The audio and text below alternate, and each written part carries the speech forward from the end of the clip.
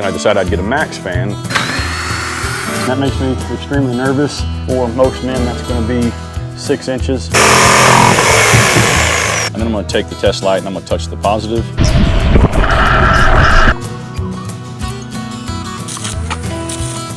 Go directly over those holes. 40% power is only pulling 8 watts. So this will go in here now. Ooh, almost slid off there. Pop tickles.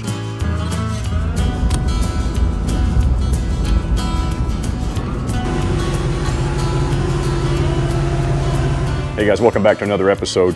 If you followed us for any length of time, you've seen us cart around that window unit air conditioner and the false tailgate and stuff that I built, and that's functional and it works really well, but I got to be tied to shore power, and it's just kind of it's holding me back on some longer trips that I need to take or want to take. So I've been researching, or I did the research a while back, and I decided I'd get a MaxxFan and see how that helped out. My father-in-law had one left over from a Sprinter build that he did and he didn't use. So he gave it to me for a Christmas present, and it's just been sitting there. And I walked by it the other day, and I was griping about it being so damn hot, and I was like, well, why don't you just install that? Now, that's easier said than done, because I was holding off going to pay somebody, so when it went bad or south, I could complain, but I just don't have the time. It's not a money thing. It's not that expensive to get it installed, but it's just, I need to get it done. And while I don't necessarily know how to do this, I can do research and I can figure stuff out, and I'm just one of those guys that if I decide I'm going to do it, I'll just learn how to do it. So that's what we're going to do, and hopefully I've learned enough to get us through it. But I'm going to put that in here. I'm going to show you, there's a lot of videos on how to do a MaxxFan in Sprinter vans and stuff like that. There's only a few that I was able to find that are for truck caps or camper shells or whatever you want to call it. And those are, they're good, but I had a hard time finding one that was complete, specifically that showed, like, after they got it installed, well, how do you wire it up and the different options for that. So I've done my research, and I'm going to go ahead and show you what I'm going to use for the install. I'm running this MaxxFan. It's the Deluxe, the 7500. It's kind of I guess the top one that they make. They're about 300 bucks. You can pick them up, different prices, of course, but about 300 bucks on average. I'm going to have to cut into the top of my fiberglass camper shell, about a 14 by 14 square up there and all that, and I'll show you all that. But to show you what I need for the install, I'm at my friend Mike's shop. It's just easier than me sitting outside doing it. My truck won't fit in my garage, too tall. So I'm going to do this in here and show you guys what I'm starting out with and what I'm going to need for this install, and hopefully this helps you. Again, there's not a lot of information out there, but maybe we'll be able to add a little more to it. But anyway, that's the MaxxFan. These are some bezels and stuff, and you'll see more of those later. But I've got 2 different drills, and I'm doing that because I've got some pilot holes to drill, and then I've got some screws that I want to torque down. And so I've got my drill set up for different settings for that, and it just makes it easier than having to swap out bits and stuff. I also have a light. I'm not sure if I'm going to need it, but I brought it. I've got some lap sealant. The stuff that I'm using is from a company called Dicor. I don't know if that's the right pronunciation, but I've got Dicor. This is lap sealant. It's self-leveling. This is kind of the standard whenever you're doing this install from that particular company. I also have some butyl tape. This is Dicor butyl tape as well. And you want to get down? Go ahead and get down. Like I was saying, Dicor butyl tape. It's what you have to have. Can't use putty tape, can't use any of that, got to be that. I've got a ceramic, or I'm sorry, it's a diamond ceramic. It's a toothless blade, and that should help the fiberglass not splinter. If you can't get one of these, you can use a fine tooth metal blade, something that's like 30, the higher the tooth count, the finer it's going to cut, and less chipping and stuff you're going to have splintering up on that fiberglass. I've got just a skill saw. This is just nothing fancy about that one. That's just something I got from Lowe's, probably 40 bucks, something like that. And I've got a 3/4 inch bit. That's what I'm going to take, and when I get my holes up there to start the jigsaw, that's what I'm going to use. And I've got a couple of bits that I'm going to use for pilot holes to step up to that big bit. That is probably 1 1/4 inches or something like that. I don't know. Whatever you want to use, man. This is an 1/8 bit, and this is what I'm going to use for the pilot holes for the screws that we're going to put into the surround up top there. So I've got 3 drill bits. I've got a Phillips #2 screw bit there, and I think that's it, and some painter's tape that I'm going to use to, well, you'll see all of that. Anyway, that's kind of it as far as what you need. Now, there are some other components that I'll have to have for the wiring. I have some of that. The other stuff I'm going to run up here to the parts house. I didn't go get it because it should be readily available, which means I won't get this job done for a month because it won't be available. But anyway, I'm going to run grab that. Hopefully this install will go smoothly, and yeah, we'll be out on the road soon with some air. This thing blows 900, and well, I'll spec it. I need to get to work, so let's get to work first. All right, guys, what I've done is I have a lip here, just kind of drops down. It's kind of the insulated part of this, so there's a little tray here, and it drops down. Keep bumping that light. It drops down about right here, and then it comes to here, and then it rolls back up. So it's just kind of a little shelf that's about 1 inch thicker than the rest of the topper. I found center of that, and then I had to figure out how much I wanted to come back. I want the fan to be up closer to my head and my sleeping area, and also don't want it to be like directly over my cooking and where I'm sitting and stuff like that. So I'm gonna move it back. So what I did was I kind of found center, then I measured off of the front using the brake light, the third brake light on the truck cab as a center point reference. I came back 9 inches. This is actually the surround that goes in once you cut it from the top, but I use it for a template to kind of mark both top and bottom. And so that will place it somewhere right about, now you won't see all of this. This is just, again, giving you a reference point, but that's where it's going to be at right there coming off, and that'll give me plenty of airflow coming down when I'm sleeping. I'm sorry, it's going to be right there, right about there. So yeah, nothing left to do but get on top and hope I don't fall in and cut a 14 by 14 hole in a $5,000 roof. No stress. All right, guys, so we have, to the best of my ability, got this centered and plumbed. It is a huge pain in the ass. So I'm going to start with my pilot holes. Well, they're not really pilot holes, but I'm going to make a pilot hole. I guess it is a pilot hole. Pilot holes and step up to the larger 3/4 bit here in the corners. I'm going to do that so when I do get this 3/4 bit in, it's going to be right on the edge, so I can just basically take my jigsaw and make 4 cuts and not have to radius them if I don't have to. So that's the goal. And guys, there's not really much you can do other than jump in here and get it done. So let's just do it. No turning back now.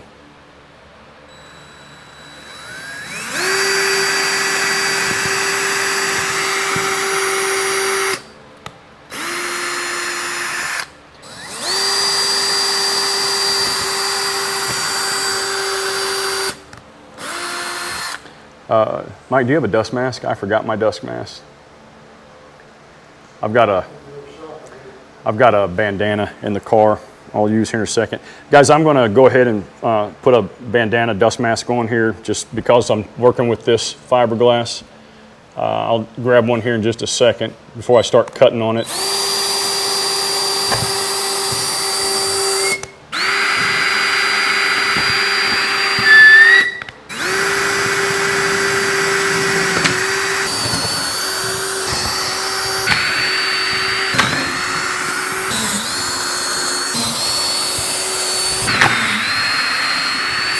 All right, guys, we're going to get this started here on the cuts and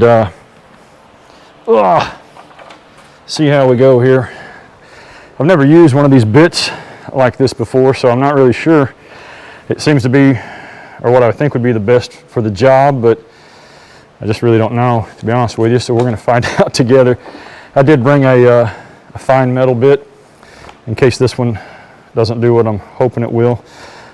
I think it may be a little shallow. That's my biggest concern. But, yeah, we're going to find out. And I knew that was going to be a little too small of a cut on that drill. Damn it. All right, guys, we're going to step up to a 1/2 inch drill bit here.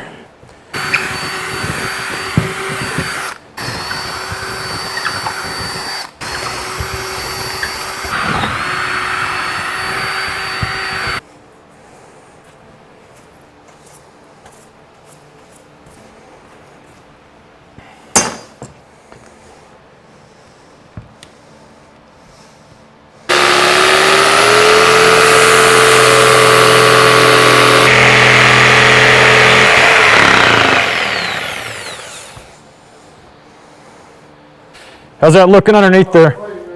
Huh? Looks really clean. Good deal.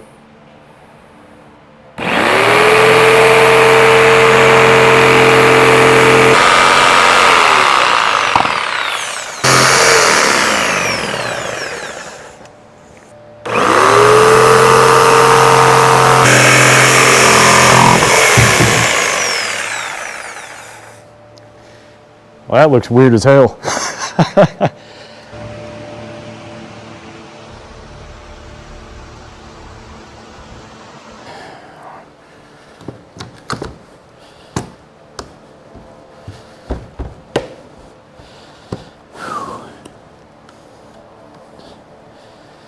All right. What I'm going to do now is set this up here. These metal clips have to be on the outside, not front to back. I'm going to set this down in here, get it all squared in there where it's supposed to be, and then I'm going to drill these pilot holes in here for the screws that I'm going to put in.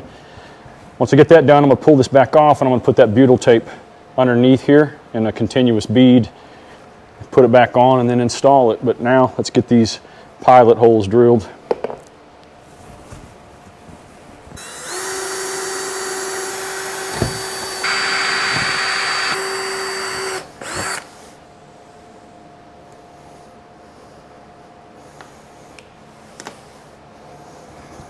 I marked that as the front just in case these are slightly off and I go back to align those holes. It shouldn't be that way, but it sure as hell happens to me a lot when I don't, so that's why I do that. All right, so what I'm doing now is I'm going to put this butyl tape. It's just a tacky putty-like type compound that's in a tape form. It's like a 30-foot roll, costs you like $8. Again, it is the Dicor brand, kind of the, for people that do RV stuff, apparently it's the go-to. It's 3/4 of an inch, I think, wide, whatever. Anyway, we're going to put that down on here and then get to moving with it. You really want this to be over your screw holes. This is 3/4. I really would like to have had a longer version of this. It'll smash out a little bit, but not enough. So I'm going to go directly over those holes and out to the outer edge here, and I'll show you kind of what I'm doing when I get done. I'm just peeling this off because it makes it easier to turn and radius these corners. That's why I'm peeling it off like that. Again, this is very pliable and it's going to spread out once you put it on. I just don't think it's going to spread out enough to cover that entire surface area. I'm going to run another bead around here just because this is so shallow.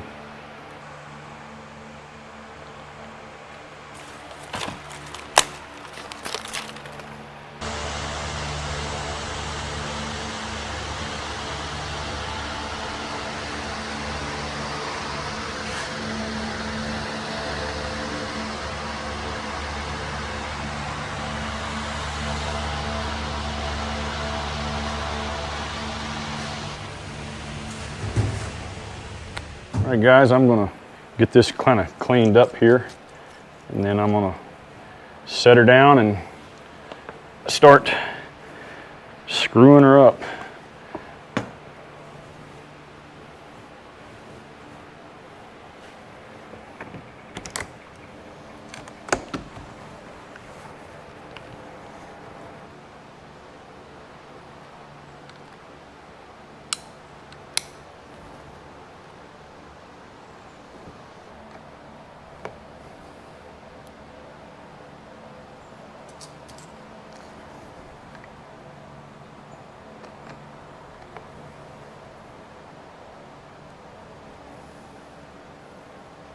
I'm going to tighten these up like you would a car tire. So I'm going to kind of like a star pattern. I went from here to here, and I go here to here and here, and I'm going to start from the inside and work my way to the outer edges, hoping to avoid any air gaps and bubbles and all that kind of stuff in there and help squeeze that out.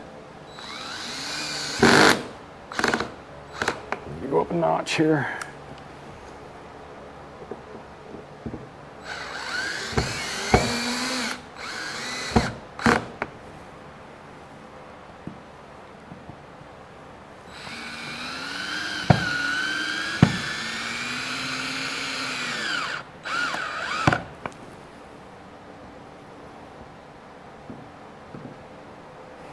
don't know why I try to do that ever.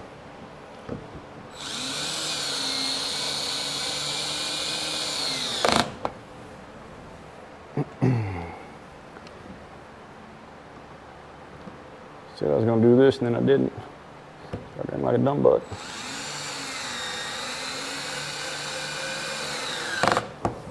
All right, let's see if this will go in here now.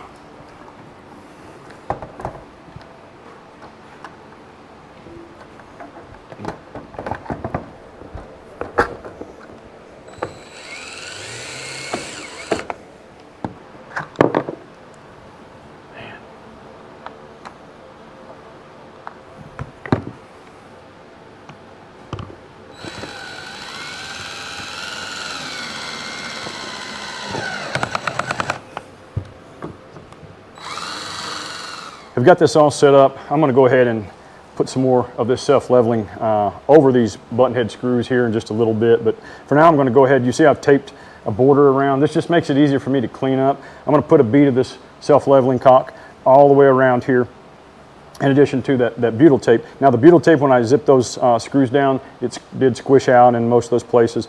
I just took a knife and just went by and cleaned up all those edges, and then made them flush with the flange. And now I'm going to go back and, like I said, put this self-leveler on there. So that's what we're going to do. You got a yeah, thank you. Michael helping me out here.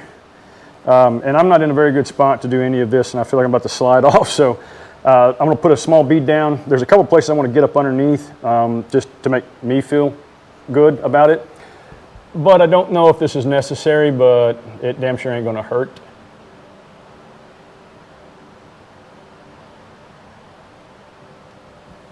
And I'll come back with my finger here and wet that all down and clean her up. Ooh, almost slid off the chair there.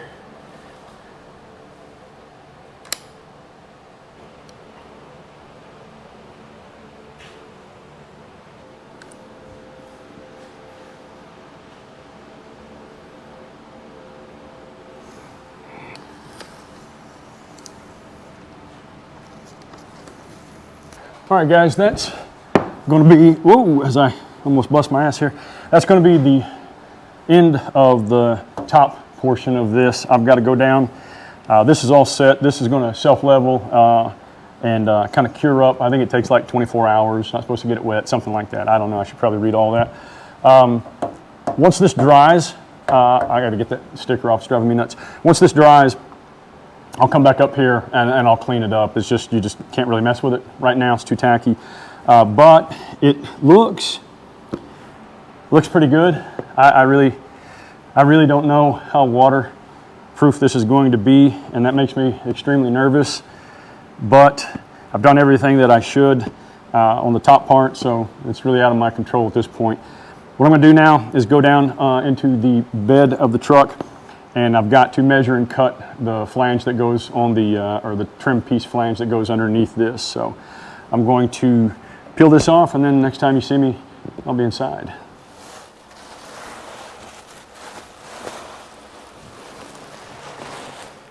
Okay, so I'm not blocking any of these shots or anything like that, so if this is really close up, y'all just have to deal with it. I am going to put this shroud or this bezel or this decorative cover, whatever the hell you want to call it. I've got to put this on there. As you can see, it's got quite a bit of length to it. Firemen, you would have no idea how to mess with anything like this. But what I got to do is I've got to measure and cut some of this off. So I think what I'm going to do is just throw it in there, see kind of how much I need, and then go from there, I think. Let's see what it looks like difference from the inside.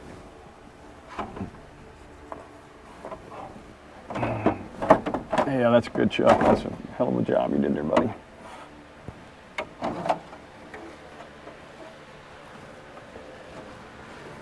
If those are one and the same, they are one and the same, exactly. So I need, what I did there, I wanted to measure how much it took to get that flush. For most men, that's going to be 6 inches. I'm not going to use most men measurements. I'm going to go ahead and say that that is about 2 inches. Yeah, commonly 6 inches for most men.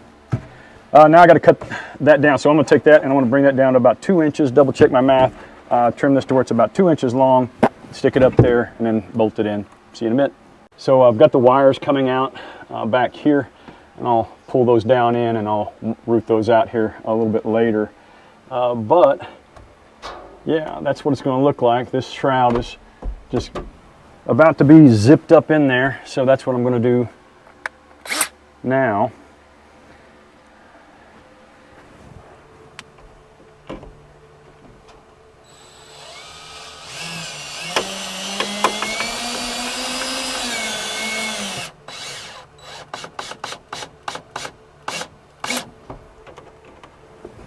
I didn't drill any pilot holes, obviously, with that, as you might have just saw, but it'd be all right.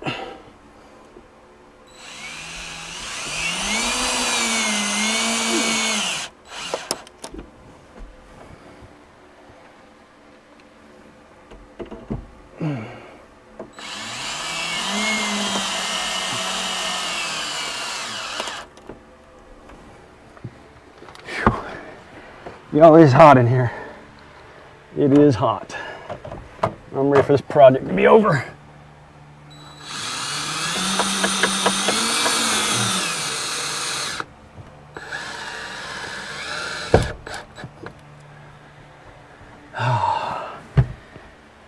There it is. Guys, that's it. It is installed, minus the electrical. It's 5:23. I'll look and see how long it took me. And Mike and I have been kind of bullshitting and stuff as well, but it is in. And let me get cleaned up and we'll show you what it looks like from the outside and a better look in here. All right, here's the final install, guys. You can see that's nice and flush. No issues there. And I will get you a better view of this once I get this all wired up here. Like I said, I just ran them wires out the back of that bezel right there. But yeah, let me show you the outside here. We did, and I haven't cleaned all of that up just yet, but we got her pretty darn straight, guys.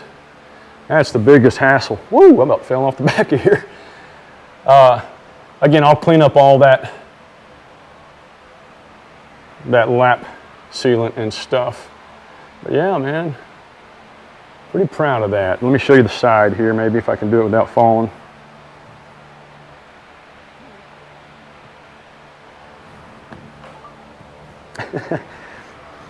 All right, preacher. All right, guys. I'm going to pick this video up tomorrow. It's a good dog. Yes, you are. I'm going to pick the video up tomorrow. We're going to go to the parts store right now and get all the stuff to get this wired up with and the inline fuse stuff. So this boy has been so good. He's been sleeping under the truck and been a nice guy all day while I was working on this. So we're going to go have some fun and play some Frisbee. And I'll see you guys here in just a, well, y'all won't know. It'll be like, come on, dude. Let's get this done. You want to? Get up there. That's a good feller. Actually, we got the camera in the way. Here.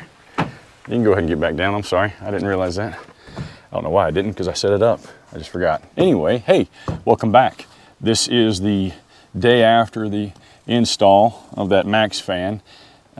We're back home in the crotch of Satan, that is Oklahoma in the summertime. It's 100 and God knows what out here right now with 150% humidity.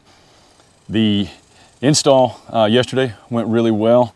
I got up there and checked everything. That lap sealant, I'll show you guys this in a bit, but that lap sealant, it smoothed out nicely. There's a couple of little smudges here and there that I could clean up if I was inclined, but who the hell's going to be up there other than me looking at it, I guess. But today we're going to get the wiring done, and we'll water test it here after a bit. I'm going to give a few more hours for that sealant to cure up. But I have went around a bunch of different ways to hook this up to my power station. And like I said yesterday, that's one of the issues with some of the content that's out there, is it just kind of drops off. And maybe a lot of people know how to do that. I'm just one of those people. I like to see it, and I like to kind of have some things explained before I jump into stuff like that. But I'll show you my versions and how I'm going to do it. And then, yeah, we'll do that and give her a test run. So there's a bunch of different ways that you can wire this up. It comes with 2 wires off the fan. They're labeled black is your positive, white is your ground. I looked at my power station and the requirements of the fan, and there's things that you kind of need to know, but most power stations, if you got a 500 watt power station, pretty much anything that's on there plug wise will probably power that. The amps may be an issue, so you just kind of have to do your little research there. But I've got 2 different ways that I could do that. I've got a XT60, I think is what they call that connector right there, and it's from a power station pass-through charging thing that I had working in the truck for a while. And then I've got this. Now I could take this connector off, cut it to length, and then splice these wires in up here. I would want to put a fuse in between there. I would put probably a 5 amp fuse in line. I would just kind of use whatever style of fuse the truck has, which is those little mini things, I think. But the easiest way for me today is this cord that I've got here, and this was probably had a DC connector on the end that I've cut off or did something with, but it has a good 12 volt cigarette plug style, and it's got a good fuse. I've already checked the fuse in there. I like having the fuse connection. The closer you get your fuse to the power station, the better it is, but this will keep me from having to cut and splice and all that kind of crap. So for today and for now, I'm just going to do it this way, and then I will figure out. I've got a dedicated battery that I'll probably run that off of, that I'll put underneath the bed here, but I just don't want to mess with that right now. I kind of want to get this done and move on, because I've got to clean the truck out and all that crap. So anyway, let's get this figured out, and not figured out. Let's get it wired up. Make this connection. I'm just going to use some weatherproof butt splice connectors there. And that's how I'm going to do that. The tool that I use for my stuff is this Klein little stripper, crimper thing. I like it. I've got a few, but this one seems to be the favorite that I grabbed. So you're going to need to find out your polarity on this, what wires are what.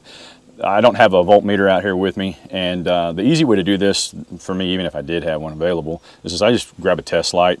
I'm going to take my alligator clip. And you don't want to touch these, by the way, but I'm going to take my alligator clip, put it on the black, because I think that's probably my ground. And then I'm going to take the test light and I'm going to touch the positive, and I'm going to get a light. So if this was reversed, then I would have got nothing, and then I would just jump my alligator clip to the other side. So this is telling me that my red wire is my positive, or my hot, and my black is my ground. I'm going to go ahead and unplug that so I don't burn the hell out of myself.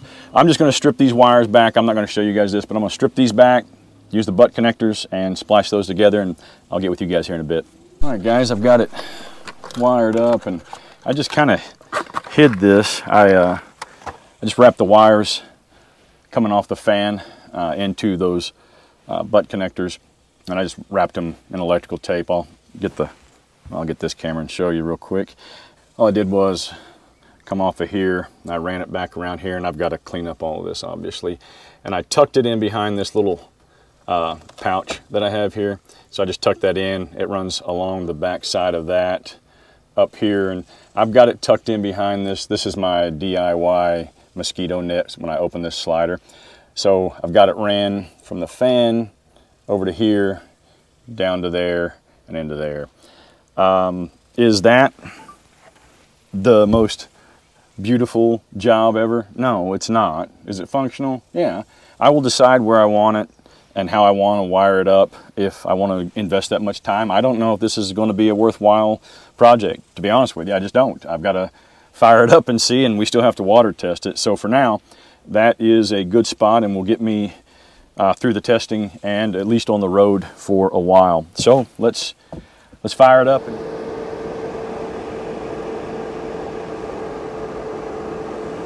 Whew. I got to fix all these lights, of course, but that's not bad. That cover there is, you can see the sun. That's bright as hell. I didn't know that. I thought that was probably dark. I'll probably put some window tint, some tint film over that or something. I don't like that. I don't think. You can pull the air out like a vent or pull air in, and it's got a temperature setting that you can kick it on, but it's saying it's 98 degrees in here right now. So neighbor and his V-dub bug he's working on. So you can, I guess, hit this, then it'll swap the,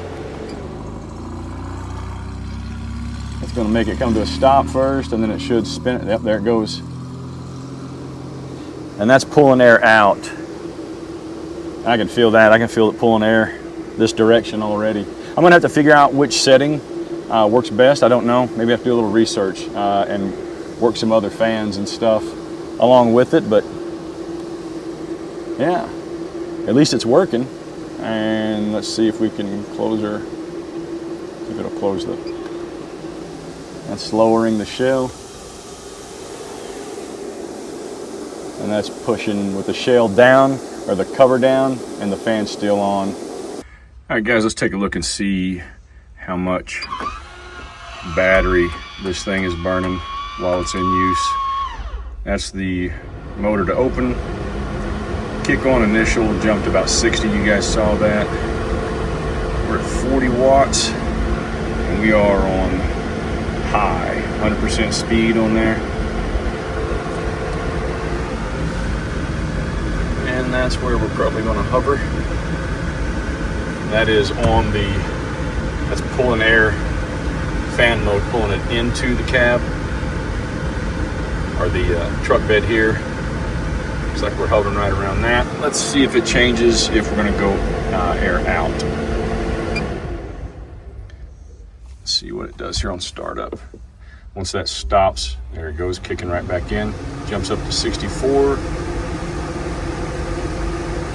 And then it looks like we're going to stay at 37.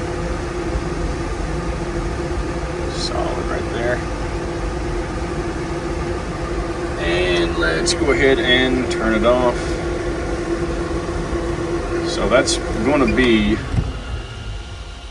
pretty daggum efficient. That was on high. I should have, let's see, sorry. Give it a workout. Let's knock the, let's go air out, let's go air in. But let's slow it down to, see what the slowest fan is. 30% is 4 watts. Let's go up.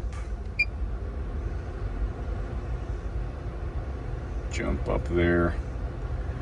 40% power is only pulling 8 watts on the air coming in, which is basically fan mode. 50%, I don't know why I have to narrate this. You guys are watching it with me. Let's go 60. About a 4 watt jump. 70%. Yeah, looks like another 4 watt. 80%. 90. And back at 100. All right. That temperature right there, 103. I'm feeling all of it, I promise you. And then let's close her down.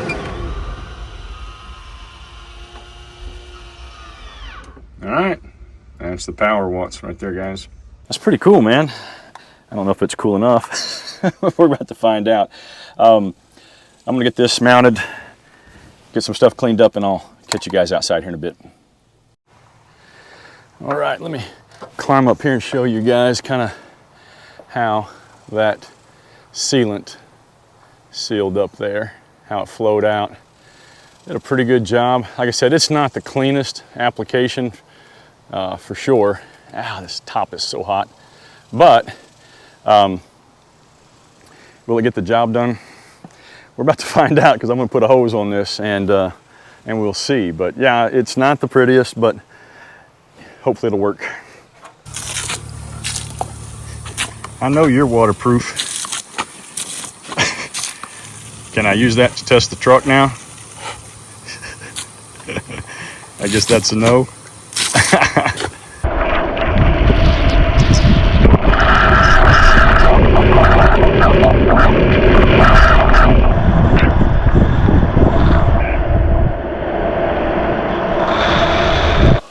Not seeing anything, of course. That's good. Well, guys, that's it. Oh my God, it's hot. The water testing, I mean, I guess that's a success. It didn't pour through. You're not really going to know on something like that till you get it out on the road and you get some good sustained rain. And I'm fine with that. It just is what it is. If it leaks, I'll fix it. I mean, there's just things you have to do sometimes. The overall satisfaction with this, I just don't know. I don't know yet because I don't know how effective it's going to be. If it changes anything at all. I mean, what's the difference between that and opening these windows and throwing a bunch of fans in them? I don't know. This is well received in van life communities, and again, a few people that have put them on toppers or caps really sing their praises, but I don't see long-term follow-ups with those, so we're going to put it to the test. I'll drop some comments as I use it in the episodes, of course, but give me about a month. We're still in, I mean, August is the hottest month in Oklahoma, so we're just here. So I'm gonna get out and use it. I'll be testing it later today, just around the house to see what the temps are as the sun goes down and into the main part of the evening for sure. But that's it. I will tell you, overall, it's not a difficult thing to install. The hardest part for me was getting it centered, and the last thing I want to do was lay down in here and then see that all off to one side or something. Excuse me. Now, if you're looking at this LED strip to try to see, well, hell, it's way off to one side. No, this is the damn strip. This strip is Velcroed in. I'm going to move it once I redo this lighting. All this lighting is going to be redone. But I'm going to move this strip and I'm going to run it this direction here. So it's just cattywomp. That's why it looks like that. But that's the hardest part, that and drilling into your cap. These caps now, this was probably 3,500, 3,700, something like that when I bought it. I don't remember, from A.R.E. But now I went and spec'd one with a mid-rise, but the same thing, wasn't much price difference, but they're about $5 grand, man. So cutting into a $5,000 roof is nerve-wracking. And just a couple of things that you guys need to know from a safety standpoint. I did not use, and that's my fault, anytime I go and move a project to another location, I always forget stuff, and I just hate doing that, but I couldn't get on the damn truck. It was so hot yesterday, so I needed to put it over there in Mike's shop. But I forgot my drop cloth. Luckily, Mike had one. I forgot my good dust mask, so I improvised. But the biggest issue, and you guys saw this, know about it, and were probably screaming at me, but fiberglass is just like thousands of microscopic little splinters. So I know this going in. I've worked with fiberglass before, from insulation to just different projects. And I knew what I was getting into. I knew very quickly that I didn't have gloves. Normally I would wear like a latex type glove, like a paramedic type glove. But I didn't bring any of those, and I didn't want to break into my medical kit and rob from it, so I just kind of went with it. At whenever you see me drilling those pilot holes or those holes, all that stuff that's coming up there, that's fiberglass powder. And at one point I just kind of wiped it away with my hand. I know that's a bad deal, and I'm paying the price. I've got fiberglass in my hands, in my elbows. If you guys go back and watch, I'm laying all over the top of that, and I keep kind of sweeping it off. The main thing was I didn't want to get it up into my respiratory system, and that's why I had that fan pushing and blowing in a different direction. Safest? No, because I'm laying all over it. I've got it, there's a spot right here that you can actually see, but I've got it all in my legs and shit like that, and that's just, man, it's just part of doing that. You can wear long sleeves and you can wear full clothing and stuff like that, but dude, it's Oklahoma, and that heat index in that shop with fans was just ungodly. I got too hot in there, and it just wanted to get the project done, so I just went with it. Do not do that. I do not recommend you do that. I think if you have never done that, then you quickly will learn not to do it, unless you're dumb like me and then you just repeat the same mistake over and over for convenience. Can we close this video out and then go inside because it's hot? You want to? All right, let's do it. How do you want to close it out? You want to tell him about anything? Let's just close it out. Okay. Well, guys, he wants to get inside, so I think what we're going to do is just end this video right here. Hope you guys enjoyed this. If you have any questions that I didn't get to or anything like that for clarification, drop them in the comments or go find us over on our other socials like Facebook and Instagram and ask them there. But we'll get to them as soon as we can and hope that you found value in it. Until next time, you know what you guys are supposed to be doing, right? What is it? Put some gravel in your travel. You want a popsicle? Let's go. Let's go get popsicles. That sounds good, doesn't it, dude? Let's go get popsicles. You like the peach one, I think. Is that the one you like? I think it is. I think the peach one is the one that you enjoyed the most. Look at that. I need a change in my life because I don't feel alive and there's nothing that makes me happy. Hold my beer for a minute. I'm about to quit my job, cash in for a ticket. I'm going on a trip and I don't plan to visit. I'm gonna stay there till I feel like I'm winning. And this is just the beginning. I need a big change, help me feel like living. I need a big swing, home runs, I'm